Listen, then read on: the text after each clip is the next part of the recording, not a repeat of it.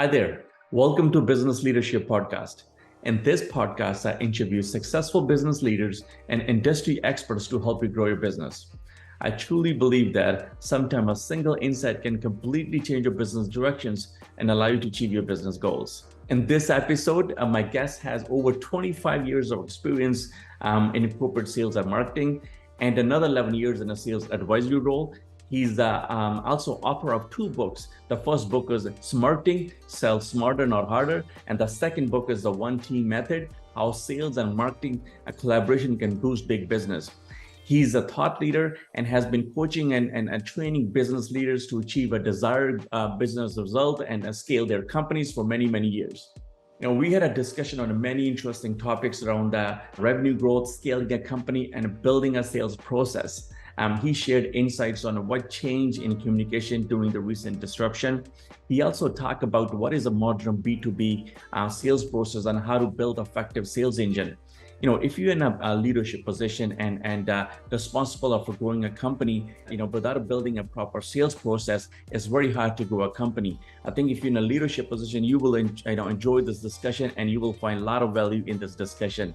So without further ado, please welcome my guest, Peter Strohkorb. Hi guys, welcome to Business Leadership Podcast. Today my guest is someone very special from Australia all the way. Somebody from future, Peter Strohkorb.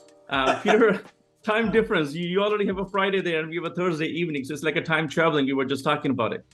That's right, Gurmeet. It's good morning from me and good afternoon from you. And it's already Friday here and Thursday for you. So I sometimes joke, I speak to people from the future. And I offer them tomorrow's lotto numbers so they can. Very interesting. Hey, the topic, your expertise in sales and in marketing and that area. I think all business leaders are always struggle with it. There's never, you can never master these two areas. There's always a shortage of skills. So I'm looking forward to a discussion, looking forward to learning from you. And I think the business leaders who are watching, they're definitely gonna, draw tons of value out of our discussion. So thank you so much for time and talking to us. It's a pleasure being here, Gurmeet, and thank you for having me. And I hope I can live up to the expectations that you've just set. No, I think pretty much. So let's talk about, what is, from your books, the marketing. So what is a Smarketing, and if you can just walk us through our audience, what does it mean to you? Okay, so the book is called Smarketing, Sell Smarter, Not Harder, and Smarketing is a homologation of marketing and sales. And basically the idea is that if as salespeople or as a sales business, we're focusing on what we're selling and how we want to sell it and how we measure ourselves in terms of the progress, then we're not focusing on the customer, we're focusing on ourselves. Mm-hmm. And then we create also silos within the organization where marketing does their own thing and sales does their own thing, and the twain shall never meet. And we know from decades of practice that this doesn't work. That's not leading to a good result. So what the book is about and what my whole sales philosophy is about is having a buyer-focused sales process. So aligning all your resources internally onto the buyer, looking outside the organization, not inward facing, and focusing on our buyers and how we can help them to buy from us, as opposed to forcing them or manipulating them into a transaction. Okay, very interesting. But that buyer focus changes by the time, right? It could be different buyer focus before COVID, what we gone through a couple of years of distraction. It could be different. So they're the reason to buy, or does that focus change? And if it does change, how do you align that again with the changing market or changing all that focus again to your process? Okay, so I want to disagree with you. Okay, beautiful. Sorry. Okay. And that is, it doesn't matter what environment you're in, whether you're in a pre-COVID environment, in a post-COVID environment, in a during COVID environment. Okay. Focusing on your buyer is always the right way to go, right? Because, and I'll tell you why. Because before the pandemic, people were used to being spammed on email, being cold called by junior BDRs who actually had no idea whether they're even in the market for the thing that they're selling. Okay. And for being reached out on LinkedIn and pitch slapped. Pitch slapped is when you connect with somebody and hit you up with a pitch right away, right? I got you. And we sort of, as buyers, we sort of tolerated that. It was kind of the normal. We kind of went, okay, well, look, that's what they do. And we didn't like it, but we kind of tolerated it. Now, with everything else that's gone on in the world and still going on in the world now, we've lost that tolerance. So we don't like to be hit up with a cold call, with a sales pitch, with a spam email any longer. And a lot of the buyers have turned off those approaches. And what they do now is they say, no matter what you're selling, I'm not interested. Even though what you're offering could be super interesting to me, but it's just a knee-jerk reaction. I'm not interested, go away. And what does that do for the sellers is that they try even harder to reach you now. Right? So I think we have to stop this madness, because let's not keep doing the same thing that we already know is not working, and let's not just do more of the same thing and expect a different result. Yeah. So the approach is that what I teach my clients is that they need to turn around and they need to look at their business from their client's perspective and say, what do we actually look like to our buyers? You know, how do we not ambush them with a sales pitch? How do we draw them into a business conversation, not even a sales conversation, a business conversation about, you know, what are your challenges and how can you resolve them? And here's a way, by the way, and here's a success story, and so on. But to draw them into a business conversation and engage them rather than ambush them with a cold sales pitch. And then help them to go through the sales funnel, so that they will end up buying from you and have a great buying experience in the process. Because if they have a great buying experience, they will not only come back for more, they will also refer new business to you. I see. So there's a multitude of benefits to looking at your sales process or your sales funnel from the buyer's perspective, and then being responsive to their needs. But at one point, you still got to communicate with them, right? So even though you can refine it, you can change your approach, whatever you got to do. But at one point, you still got to communicate with them. Somehow you have to connect with the buyers, right? Absolutely. And you have to not just connect with them. I make a distinction between reaching out to them, which let's face it, there's any number of apps and technologies out there that you can use to reach out to people, right? And no matter whom you want to reach out to, you can find a way with today's technology, right? Got you. But reaching out is not enough. There's probably, you know, dozens of people that reach out to you every day hoping to sell you something. Doesn't mean that they're engaging with you. So I make a distinction between engaging and reaching out. So you need to reach out and engage. I see. So then your question is, how the hell do you engage without being salesy? And the secret to that is that you don't talk about yourself. So the minute you say we do this and we have that and we're great, I call that we syndrome, by the way. Yeah. But the minute you fall into the trap of we syndrome, people will go, well, what's it got to do with me? Yeah. You know, why should I spend time listening to you? Yeah. So what I teach my clients is to talk about what my clients are experiencing. And so if you start your sentence not with we do this and we have that, but if you start your sentence with our clients experience XYZ, then they might just lean forward and say, Gurmeet, tell me more about that. That sounds really interesting. How can I get that too? Yeah. How would that apply to my business? And you're having a business conversation and not just a sales pitch. Yeah. Got you. Does that make sense? No, definitely. You know, at the end of the day, you know, you're trying to solve a problem in their business, right? So you better just focus on their. So business leaders, you know, watching, you know, definitely we all have our business priorities. You know, we got a operationally business going, and we also got a handle on the sales. From your experience, where do we, you know, where do we fail mostly, right? So, you know, it's very hard to find a focus on a sales, and you know, where you see the biggest obstacle when somebody's trying to build a sales process, they're trying to build a sales team. Where you think, you know, some of the blind spot people miss out, and where do they normally fail? Okay, so I see 2 or 3 common problems areas. I don't want to say mistakes, but challenges. And that is what to say at the first point of contact. How can I engage somebody into a conversation, as we just talked about, not just reach out to them, right? So what do you say? And I'll elaborate on that in a minute. The second flaw is that we get our most junior people to reach out to the most senior executives, hoping to secure interest, solicit an appointment, or get a meeting. Okay. Yeah. Mm-hmm. And it just doesn't work because you can't get somebody fresh out of uni or somebody very junior to engage with somebody very senior. It just doesn't gel, Yeah, yet. because they don't know what to say, And this is why we get into this this fallacy of the numbers game, where we go, oh, we just need to call more people. Yeah. And I always wonder about the success rate of that, because we Mm-hmm. think 3% success rate is great. Yeah. But what happens to the 97 other percent that we've disenchanted in the process? Yeah. And Mm-hmm. they will never talk to us again. So I think it's there's danger in that. Coming back to the point of how do you engage with somebody, particularly how do you engage with somebody senior? Mm-hmm.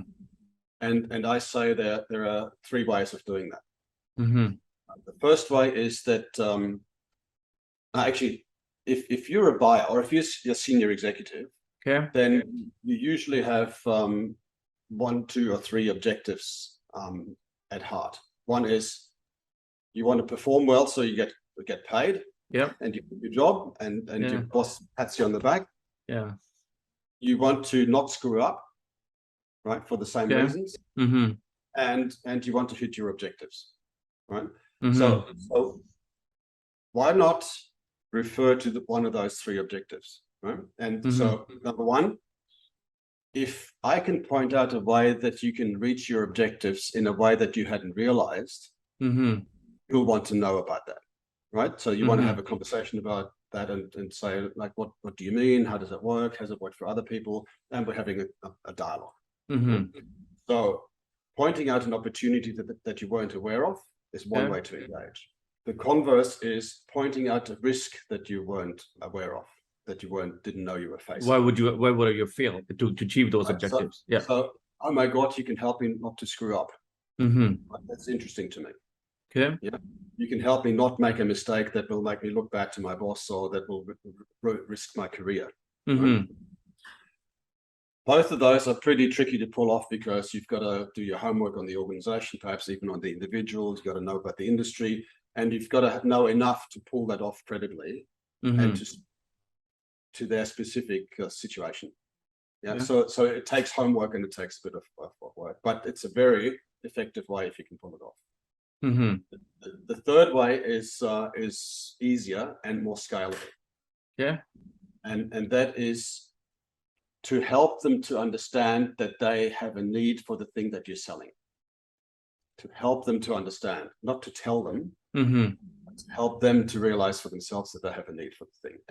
And there's a number of ways to do that, and I teach those to my clients. And clients, by the way, in the US, in the UK, and in Asia Pacific. So it's universally adaptable. Yeah, it got to be the same no matter where you are, as long as you're in business. Even in Canada. Okay. and so how do you help them to understand that they have a need for the thing that you're selling, or for the service that you're selling? And that is through a thought leadership piece, through having a point of view, perhaps even a controversial or slightly challenging point of view, because that draws them into the conversation. Or maybe letting them do some sort of self-assessment, a test, a checklist, or something where they can actually discover for themselves that they have this challenge. Because if it's, let's face it, if it's your idea, it's a much better idea than my idea. Yeah. Right.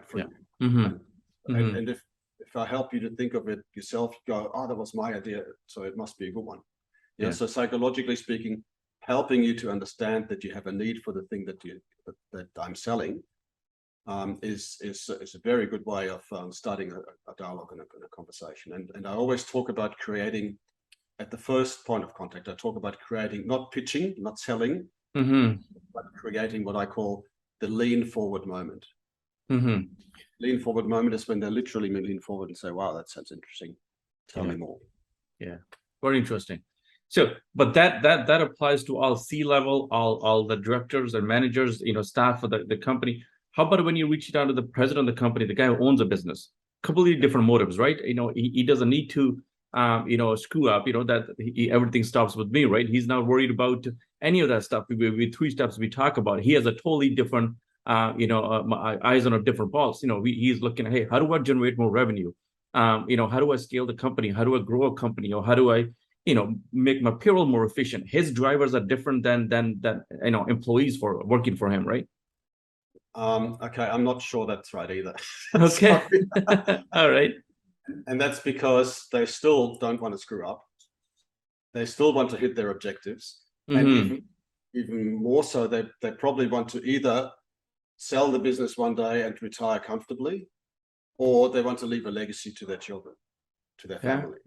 So the pressure on them is actually just as great as the pressure on anybody else. It's just that they're accountable for their own pressure rather than the boss. And by the way, we all have a boss at home. It's called your partner. Yeah. You still got to answer back, right? Very interesting. And so I think the same principle can apply. But the benefit of talking to the business owner or to the founder is that they can make a very quick decision because they don't have to check in with anybody. They can just say, look, I like the idea, let's do it. Or they go, no, I hate the idea, go get lost, right? But it's a very quick decision. So I love dealing with business owners because you always know where you stand and you're getting a quick response. Yeah, we do a lot of risk management. We do a lot of that stuff, and that usually doesn't apply to employees, right? Great to deal with the C-level people. It's just, great. You build out of connections. You need to get a buy-in from them. A lot of the items when it comes to business risk, the scale of business, a lot of that stuff does not apply. It does apply, but it's not as hard as that somebody's right, signing in front of the check instead of back of the check, right? So it's a totally different ballgame that the person who's trying to grow a business. So. But I hear you that, definitely, that's where you got to work from, and definitely eventually you go up. So let's talk about the business owners who, definitely we come from the different skill sets. Sales, not our top of the line skills. You come from different organizations, engineering companies or construction companies. Sales we never learned sales in a company, and now we are responsible of having a teams of salespeople. So when it comes to building a salespeople or building a sales teams, you got to build a lot more items that you were selling yourself. You got to build a process. You got to build a lot of other items. So where are some of the challenges that comes when you're trying to grow a sales team and you have multiple people reporting to you? Okay, I'm so glad you asked this question. Thank you. I actually wrote an article about this I think just late last year. Okay. And I think the headline was "Stop before you hire your first sales rep." Right? And let's face it, when we're a founder, and you and I, we've been in the same boat. Yeah. When we're a founder, we all the bucks stop with us, right? So we're the janitor, and we're the salesperson, and we're the finance person, Yeah. and we're the marketer and everything. And we built this business up, and it's our baby, and we love it, and we want to nurture it. And then comes a time when we say, okay, we can't do everything any longer. We must now bring in other resources to grow the business, right?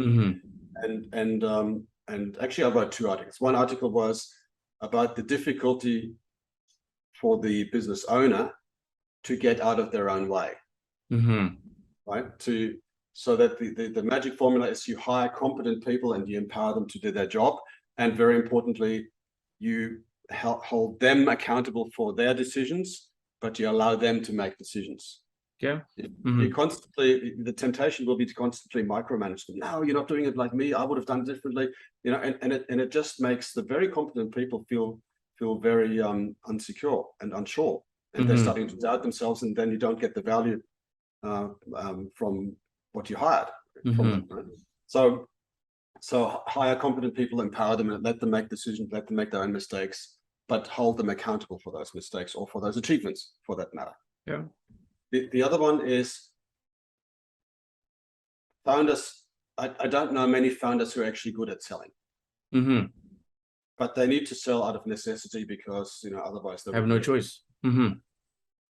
So they like the idea of dropping sales like a hot potato when the time comes. Yeah. Right. And they go, I'll need to hire a sales rep. So it sounds plausible, right? That I need more sales, I need to hire a sales rep. Bingo, right? So the second article was really about what do you need to have in place before you hire your first sales rep to make that hire successful. Because a lot of business owners that I've met and that I've dealt with, they hire a rep saying they will come and sort everything out. They will bring a sales process. They will bring all the context, and they'll know how to sell, and I don't need to worry about it anymore.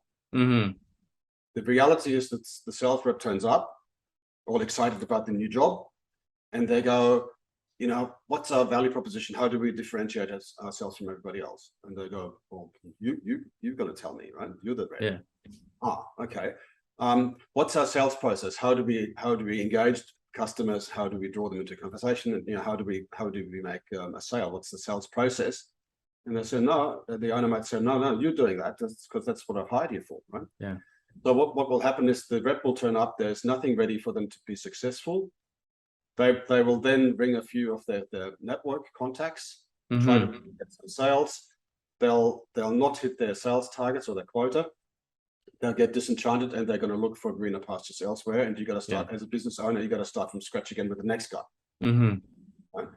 So imagine if you had a rep coming into an organization where the value proposition is articulated and proven. Yeah. There is a sales process there that says, here's all your collateral, here's all your value propositions, here's your sales process step by step in terms of how you step through. Here's how we measure it. Here's all the tools and systems. Go. Right? When everything is ready for the rep, so that they can land in the job and hit the ground running from day one, they will be successful and your business will be successful. So please, you owe it to yourself to have everything ready for the first rep to land in your organization. Don't just cross your fingers and hope for the best. Yeah, I can attest to that. I made the same mistake, and I think a lot of business leaders make the same mistakes. We don't, one thing when you early on in a business, you think the sales people is going to bring a process to you. A process is something you got to build, and you got to give it to the salespeople. Hey, this is how I want you to run this sales funnel, right? So it's not something they're going to build it for you. So I think a lot of us, we make that mistake, because early on, we just don't understand how critical is the sales process to give it to your staff to run with it. Even in the IT side of things, I see a lot of business leaders, they think they hire people, the process is going to come with it. No, you as a company, you got to give the process to your people to run with it. Or even worse, they bring a process that worked for them in the last job. Yeah. That may be related to what you're doing now, and it's not going to work. But it might take you 2, 3, 4 months to realize that. And you're spending a lot of money on something that's not going to work, and then you got to start from scratch. So that's the hard work. There's a lot of work needs to put into building a sales process. Hey, this is what I want to say in opening. That's how I want to engage. I want to go step by step. But this is our whole funnel.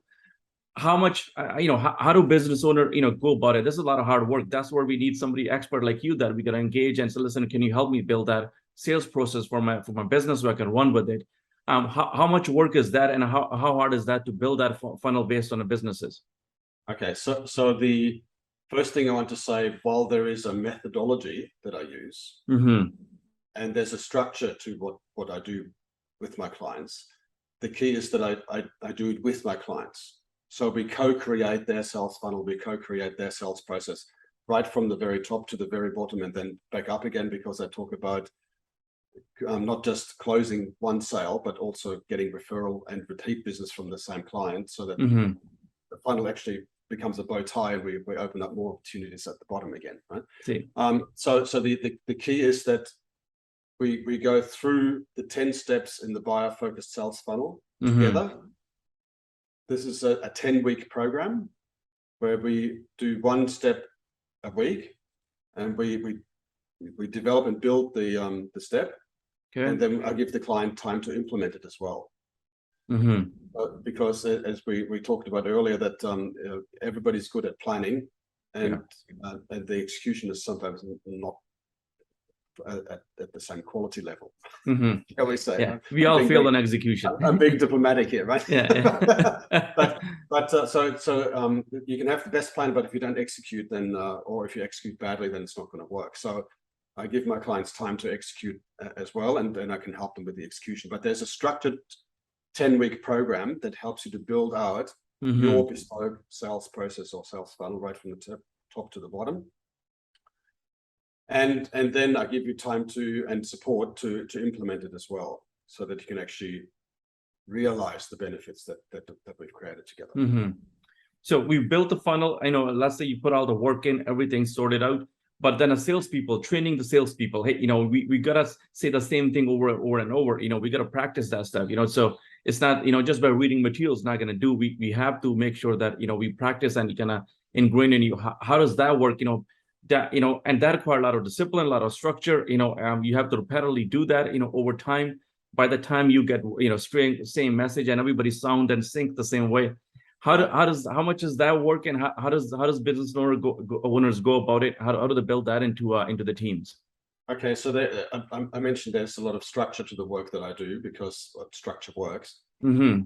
And that is, I like to work with the business owner, the founder, and maybe the sales leader on building the plan, building the sales process, the sales funnel. And the reason for that is that the more people get involved, the longer it takes, and the more disagreement happens. Yeah. So we can make much quicker decisions and better decisions if we only work in a group of 2 or 3. Right? Mm-hmm. You're absolutely right. Then how do we bring that into the rest of the organization? Yeah. So that's the question, right? Mm-hmm. So we then run a workshop with all the salespeople, and by the way, the marketing people as well, so that they're not left in the cold. Mm-hmm. To imbue them with the new process, with the new way that we're selling, the new way of doing things. Mm-hmm. But I always say that if you only give them a workshop and then you pat them on the back and say good luck to you, it's not going to last. It's forgotten in 2 days. It goes in one ear, comes out the other, and they go back to what they were doing before, right? So if any sort of training or education is not followed up with on-the-job coaching, mm-hmm. forgotten, and all the effort that you've gone to get to this point will be in vain, right? Mm-hmm. So we do the work, we do the program together, mm-hmm. then run an education and training kind of workshop with everybody. And then we offer individual one-on-one, on-the-job practical coaching, so that the new learnings can actually be embedded in and can be applied in the real world. I see. Very interesting. So, as a business owner, if I'm building a sales team, or I'm building all that, the work that I need to, have a new ways of selling and in the way I have to approach it, how much work I got to look at a different perspective. I need a different perspective, because I'm going to be looking at things differently. How much work is on a personal development side as a business leader usually have to take on when they're looking at, everything's differently. They're trying to build a different process. They definitely need a little bit of maturity on their side, how to look at things and how to work with the people. How much work is on a personal development side for business leaders to take on in order to, accomplish everything? Now, selling yourself is different skill set. Selling it through other people is totally different skill set, and how to manage people, right? So there's a lot of personal development has to go on. So how much work that is, and what do you see your client, what kind of journey they go on and on a personal development side? Okay, so great question. Thank you. Thank you. The philosophy I like to follow is that I like to make sure that the sales leader mm-hmm. is actually a sales leader and not just a manager, right? Mm-hmm. So I sometimes joke that particularly in the US and in North America, sales leaders often show up with a spreadsheet in one hand and a blowtorch in the other. Yeah. Right, and they think that the putting the sales reps under pressure will give them a good result, and it does work for a short term, but it mm-hmm. enormously in the long term. So what I like to do is not outsource the sales leadership, the sales coaching, and the mentoring to a third party. What I like to do is empower the sales manager or the sales VP to actually be a leader and to show their people how to apply all the learnings. So mm-hmm. I apply a kind of a like train the trainer, or coach the coacher, coach the coach philosophy. Because if I don't mind doing it, but I know from experience that it works better if the leader is actually a leader. rather than them saying, "Oh, look, you coach my people and I just supervise." Yeah. Because the leader will not know what's being coached. They'll just see the numbers either go up or go down, and they start questioning everything, and in the end, they're going to make everybody so uncomfortable with the new ways that people will revert back to the old ways. So if they're not being kept in the loop and they're not part of the solution and part of this future, it's not going to work as well. See, very interesting. Yeah, no, definitely, business leaders, when I was learning sales, I came from background, I didn't know anything about sales, but, it was big undertaking for me, so many books I gone through, just simply learning from, not only sales side of things, but also how to manage people, how to coach people, how you need to help people to achieve, whatever they need to achieve instead of, you doing it by yourself, right? So it's different skill set I find that you need to learn as you grow a company. And also get out of their way. Get out, definitely, yeah. Don't do it for them. Don't take over. Don't micromanage them, and let them make their own mistakes and say it's okay. But next time you do better, right? Yeah. I always say it's okay to make mistakes as long as you learn from them and don't repeat them. If you make the same mistake twice, that's dumb. Right? Yeah. That's and be there. They can have a lot of questions as they go through it, right? So make sure you're there to answer all the questions. They're gonna have tons of questions. The client's telling me this. How do I handle that? How do I handle that? So you gotta be there to answer all those questions. Just make sure that they up and running smoothly, and then they can achieve get you the results. Gurmeet, I just want to mention the C word as well. So culture has a lot to play with it. Has a lot to do with it as well. If you have a culture in the organization that says it's okay for you to make a mistake, but don't make it twice. That's much better than if you get punished for every mistake you make because you'll second guess yourself and you not stick your neck out and you not take any risks. Definitely. In sales or in business in general, you got to take a risk. You got to take a risk, otherwise you just stagnate and you go backwards eventually. Yeah, very interesting. So let's talk about the sales itself, Peter.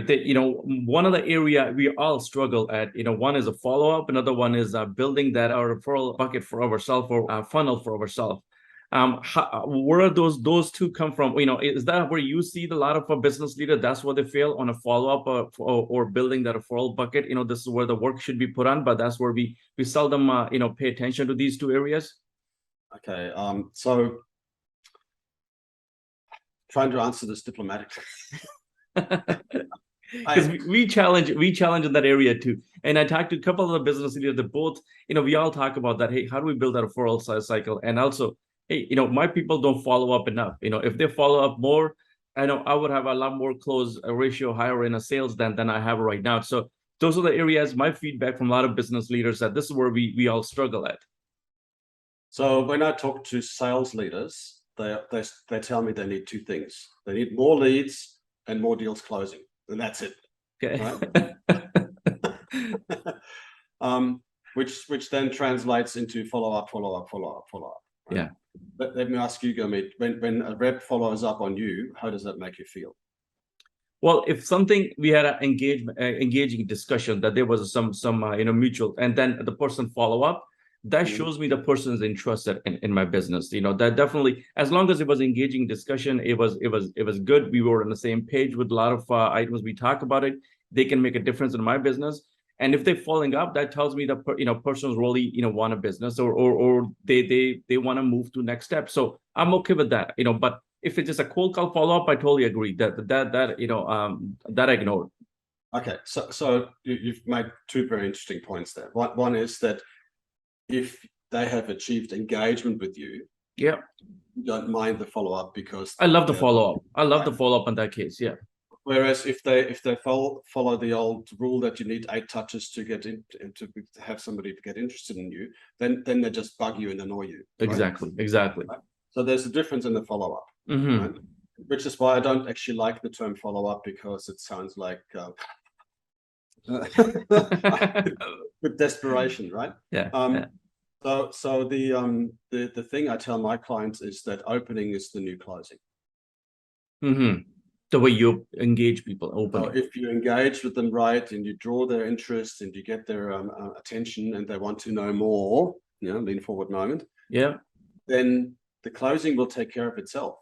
because you're guiding them through a conversation and through a process towards the transaction and then the follow-up as well.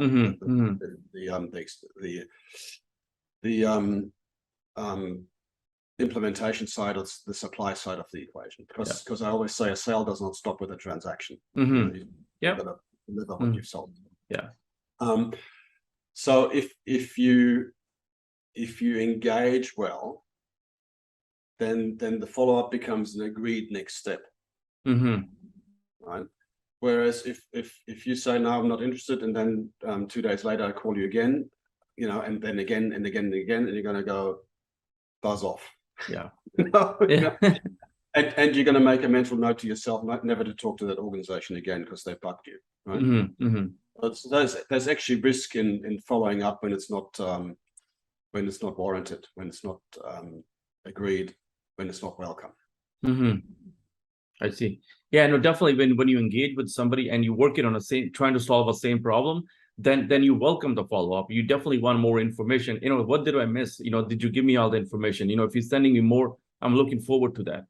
Maybe not the right time. Maybe the right time is in a month from now. So then I'll definitely reach out to that, right? So, one thing I touched on earlier, and just want to elaborate on a little bit more, is that if you can present yourself as some sort of expert in your particular field, right? You've been in business for 10 years, 20 years, 50 years, whatever. You have a right to a point of view. You have earned the right to have a point of view. And you can lead the conversation with that point of view, even if it's controversial to the person that you're talking to, or if they totally agree with what you're saying. They go, man, I always say that too. That's amazing. Or they go, no, that can't be right. What do you mean by that? But either way, you're starting a dialogue. You're having a conversation, and you're not talking about what it is that you're selling, about the organization, how many clients you already got, how big the size of the organization is, how many offices you have, how many staff you have, how amazing you are. You're totally drawing them into a conversation that they find interesting as well, and they find valuable having with you. Yeah, you're just talking about the concept of what they're getting or what they should be getting, or some sort of concept that on a product or services that you're talking about, not just on a, it's all about me. Yeah, because as I said at the very start, if I focus on what I want to sell and how I want to sell it and how quickly I want to sell it, I'm focusing on my needs, not on your needs, right? And instinctively, I'm putting pressure on you to buy when you might not be ready to buy, when you might not even be in the market to buy. And I ruin the relationship before it's even started. Did technology change some of that stuff for the last couple of years, the way we engage with people, where for the last couple of years, it's not person-to-person meetings anymore. Now we are more of on a Zoom, the way you and I talking. And did that change a lot of our sales process, the way we engage people, right, Peter? I always say that the tools are just tools. You can have your tools, but it's the craftsman that knows how to use them or not use them. Right? So if we use marketing automation to spam 10,000 people, the message is all about us and how great we are, that you're going to get one result. If the message is specifically aimed at you or at your type of persona, and draws you into a dialogue, then the tool will be great, right? So it's not the tool's fault. It's the craftsman's fault, right? If it doesn't work. Yes, technology has helped us to scale that outreach, but I'm sorry to say it hasn't made us smarter in how to use it. We keep doing the same, I call it traditional way of outreach. We just amplified now with technology, and it's disenchanting all the buyers out there. And I don't know whether you've heard of Andy Paul. He's an American podcaster and sales enablement guru.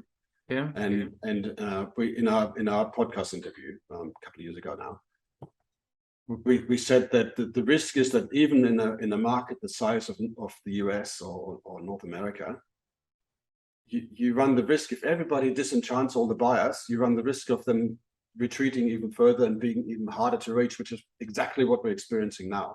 Right? We're finding it harder on a daily basis to reach our ideal prospects because they just go, I don't want to be spammed anymore. I don't want to be harassed. I don't want to be harangued, and I don't want to be ambushed. I want to be engaged. So why not do what they want? Why not engage them instead of ambushing? So let's talk about engagement. Our attention spans are very, very small. With the social media and all that, everybody's a very, very small attention span. You got to do tons of work to engage people now than you could do before, right? We train ourselves on an Instagram, on a TikTok, 1 second, the content is gone. I mean, you got a very fine opportunity to engage somebody. If you look at a social media or any other digital media, I mean, you don't have more than a couple seconds. Yeah. So a mate of mine who runs a call center outbound. He says a few years ago you had 3 minutes to make an impression. Over the years that's scaled back, and right now it's 8 seconds. So in a cold call environment, right? So if you don't solicit interest in the other party within 8 seconds, they're going to go hang up or get lost or go away in some way, shape, or form, right? Wow. So you do not have time to introduce yourself, your organization, your products, your services, or whatever you do. All you have time for is to intrigue them. Because if you intrigue them, they go, now I want to spend more time with you. Let them decide. Let them decide if they want to spend time or not, instead of you forcing them to spend time with you. So what I teach my clients is that one thing, like I call it a killer business introduction. The one thing that they say within 8 seconds that makes their prospects lean forward and say, okay, I'll give you some more time. Let me know. Tell me more. Wow, very interesting. And does that 8 second also apply in a social media digital world as well, or just a phone call? How about digital, Okay, same thing. So in email, for example, I'm realizing every day how important the headline is.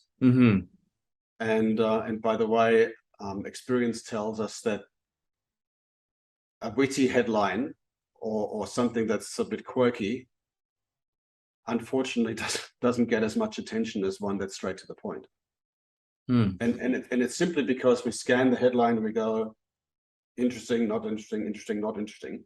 And if it looks a bit like fluffy or Instagrammy, we go, no, that's not business related, so I'm not interested. And so interestingly, the email headline is super important. And then the first sentence in the text, in the body text, is super important as well. Similar in social media, if you post on LinkedIn, your headline and your first sentence are super important to draw them in. If you on Twitter, you get even less opportunity to make an impact because of the character limits. And so you've got to put something in that intrigues and not something that sells. We changed our process a while ago.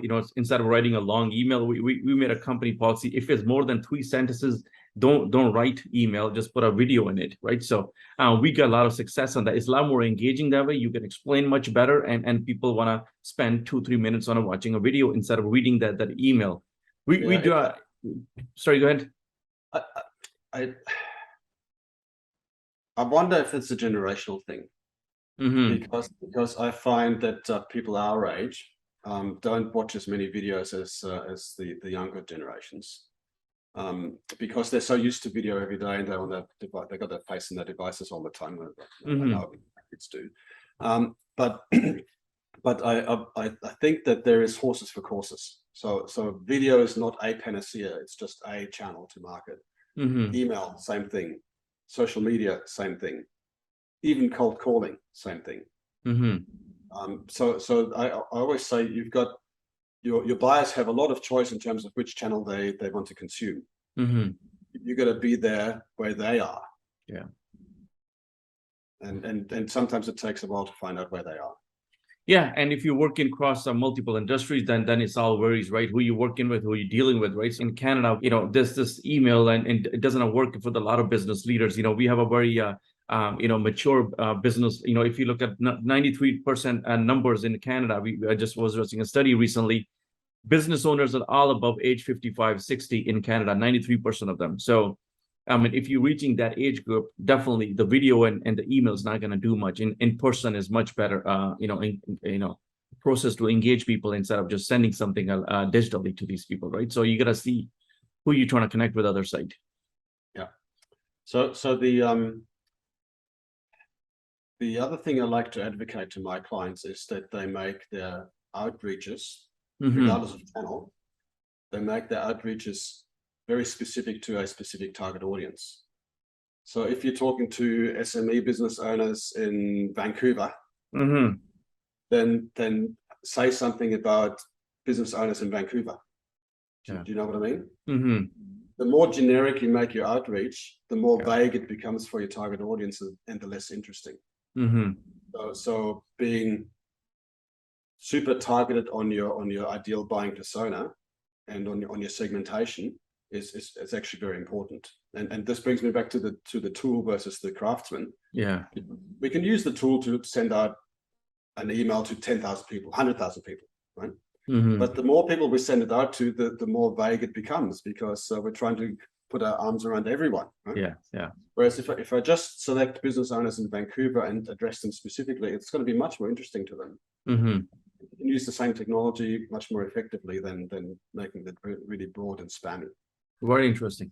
How about the meetings on a Zoom, Peter? Can you still get effectively? We're talking on a Zoom right now. So sales meeting on a Zoom instead of in a person. We used to have all this, the goal was, hey, let's meet in person so we can have a human connection and complete a lot of items instead of a Zoom. Can you still effectively get everything done in a Zoom that you could have done in person, or where you see that's going? Okay, so obviously an in-person meeting is much more effective because you can see the nuances, you can hear the tonality of the voice, you can see the body language much clearer than on a screen. But I have to tell you that I've grown my US business during COVID because people were used to doing everything on Zoom, and they stopped caring that I was actually on a different continent, as long as I could still deliver value to them. Wow. Right? And I actually find it much more convenient, by the way, because I don't have to jump in the car or jump onto a train and go to a cafe to meet somebody and then without really knowing whether there's going to be business in it for me. Right?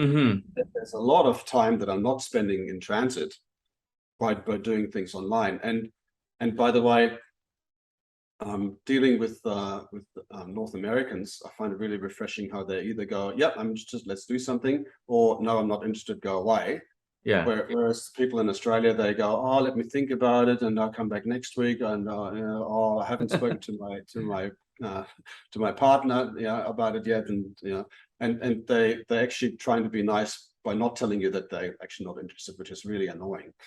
But I think the point I'm making is that I can get that out of a client very quickly in a Zoom call, and they don't feel the need to be super nice and super kind to me by dragging things out.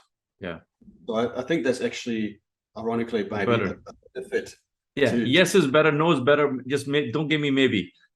Well, exactly. So I always say to my clients, qualifying an opportunity out is just as important as qualifying it in. Because you can save yourself a lot of heartache, time, and effort. And you can take a lot of meetings. I don't know, but I've been on it's the end of the day. I've been on 11 or 12 meetings today. So you can do those meetings with the Zoom. But if you were driving to each business to have those meetings, I won't be able to do more than 3-4 meetings in a day. Now I can do about 11, 12 meetings a day, just because I'm not leaving my house. And I actually think the buyers appreciate that too, because they don't have to do the same thing. Like they don't have to turn up to a cafe somewhere or make time for you to visit them at their office or come to you at your office, right?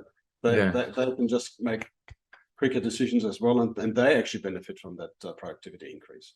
Yeah, and just by as you mentioned, just sitting just in your office, you can meet people for different continent, different time zones, different environments. It's how much work you can do. Eventually, you want to meet them in a person, I guess, right? But at least you can sort out if it's gonna really be beneficial engagement for both parties, right? So you can at least sort out the business interests or that if it's the same goals or both parties have, you can sort that stuff out. And if it works out, then you can meet in person eventually. Yeah, and I've had this weird experience that there's some people I only know online. I've never met them in person, yet it feels to me like I've known them for years. Yeah, right? Very interesting. So I think the barriers are disappearing. I think we may be over exaggerating that doing things remotely is a problem or is a challenge. I think it's just horses for courses, frankly. Interesting. So let's talk about your journey, Peter. How you get so good in the sales? How did you get involved with sales? If you talk about your background, your journey, how did you get so interested in sales and marketing and all this area? Yeah, see all these grays? Yeah. So it's been a long time. I've earned my stripes. So I spent 20 odd years in the corporate world, working for companies like Sony, Canon, 3M, even a little stint at Dell, both on the marketing side and on the sales side. Okay. Which is why I was going to pull out my book, but I haven't got it in front of me yet. Which is why I wrote a book about sales, marketing, and customer alignment. Because I found a lot of those multinationals are so obsessed with what they're selling that they forget about the customer almost. The customer's almost an afterthought. I see. Sorry, all multinationals, but there's some truth to that. Yeah. And then I had enough of all the politics and the backstabbing and the rat race and that you had to ask 15 people for permission before you're able to do anything. The constant challenges of quotas, budgets, all that nasty stuff. And I really wanted to step out and do something myself. And so in 2011, I founded Peter Strohkorb Advisory. And I also wanted to take the learnings that I had made at the multinationals and say, let's focus our selling on the buyer, not on what we're selling, not on our products or our services. So the example that I use is that we need to sell the benefits to the client, and maybe even go one step further and sell the benefits of the benefits. So I know this sounds pretty esoteric right now, but I'll give you an example. Okay. There is one of my clients here in Australia. They run a business that sells some cleaning chemicals to schools and governments and councils and municipalities and that sort of thing. And I asked, the CEO came to me and he said, look, it's getting harder and harder to sell our products. Can you help us? And I said, okay, how are you selling it right now? And he said they literally go from school to school or from municipality to municipality. They knock on their door and they bring out their bag of goodies and they say, look, here's our cleaning products. And their top selling product is a graffiti remover chemical. Yeah. So I said, how are you selling it? And they say, well, we'll talk about the efficacy of the product and how well it cleans and how it saves time and how it does a great job cleaning graffiti. Yeah. Okay.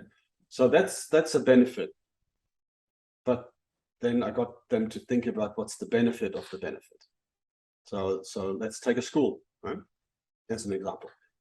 So a school where all the walls are full of graffiti gives the parents a bad impression of the school, right? Yep. They think that the school's been taken over by a gang and they don't want to send their kid there, right? Whereas if you remove the graffiti, you're not just selling the graffiti remover, you're selling a clean school and a cleaner image that will attract more parents to put their kids into that school, which then attracts better staff to the school. Yeah. Which creates a better curriculum to the school, which creates better outcomes for the kids to the school, which makes the parents happy again, so they will keep their kids going to that school. So you're not actually selling, when you're selling that graffiti remover, you're not actually selling the removal of graffiti. You're selling a cleaner image of that school that will make the school more successful. But that's selling the benefits of the benefits. But it requires that you think inside your customer's head. Yeah. And not just think about how you're selling, what you're selling and how you're selling it. Very interesting.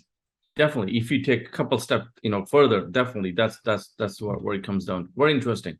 Great concept. Definitely, if you approach it that way, definitely schools want to, help, we take the graffiti remover and get the, fix the image so they can grow again. Right. So.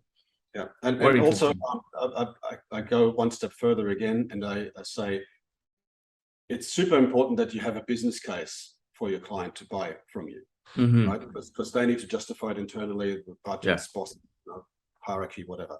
Yeah. But if you can give them a personal reason to buy from you as well, it becomes a no-brainer that they will buy from you. So in the case of the school, the janitor or the procurement person that bought the graffiti remover can then claim, I bought this and this is the outcome that my purchase achieved for you, and therefore they might get a pat on the back, they might get a bonus, they might get a promotion, you know. But so if you can give your client a personal reason to buy from you as well as a business reason to buy from you, selling becomes much easier. Very interesting. Yeah, definitely got me thinking a couple of things. Definitely back to your point that you have to get into your clients, customer's head and figure out what's important to them. Very interesting. And sorry, I'll step off the soapbox in a minute, but this is a bit of a hobby horse of mine. That this idea of having a quota by the end of the month or by the end of the quarter will force you to think internally and not externally. It'll make you think about how far away you are from reaching that quota. And you'll get a bit desperate, and when you get a bit desperate, you like to just push a bit harder. And pushing will actually drive your client away instead of attracting them. So I'm not a big fan of measuring sales performance purely on revenue by an arbitrary date. I like to include a metric of customer experience and customer satisfaction as well, because even if I don't sell you my product this month, if I do the right thing for you, you might buy from me next month. Again. Whereas if I push and harass and pressure you to buy from me on the 29th of the month, you might buy from me once, but you might not come back again. Yeah. So it's building a relationship, nurturing people, and giving them right information and leaving them alone that, one day they will come back. I even had a client who, pardon me, I'm just making a sip of coffee. I even had a client who qualified themselves out of a deal. They said, look, we're not a right fit for these reasons. But that prospect at the time was so impressed with their honesty that they gave them another chance on another opportunity down the track, because they had such a good experience saying that these guys tried to do the right thing by us. They didn't try to just jam their thing down our throat. They actually said, look, we can't help you as well as some other people, so therefore we're going to exclude ourselves from this. But they left such a great impression that they were asked again to bid for another deal. Very interesting. You build a relationship, and if it comes through that, that your engagement with the client, right? Your honesty, you're being upfront, that reflects from your sales process when you're dealing with the people, and these people you're dealing with, decision makers, they know that they can see through that very quickly. Well, they can see the difference between whether you want to sell them something or whether you want to help them. Very interesting. So listen, I learned so much from our discussion. I definitely encourage all business leaders to watch this episode and reach out to you for a quick discussion. I learned so much. I'm sure everybody who reaches out, they're going to learn so much from you. Where can they find your books, Peter, and how can they reach out to you? How can they connect with you? Okay, so books, very simple. Either go to peterstrohkorb.com/books, or type in my name, Peter Strohkorb, on Amazon, and you'll find the book there.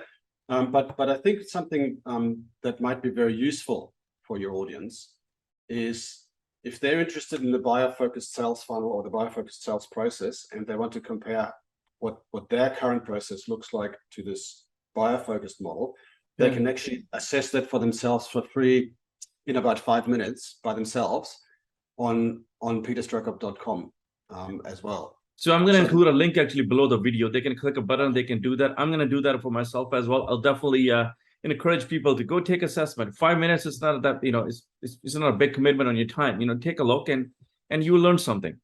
And the idea is that even if you decide not to do any business with me, it will hopefully give you a bit of inspiration and maybe some clarity on how you can do better, and just get you to think a bit about how you're selling currently versus how your buyers want to buy currently.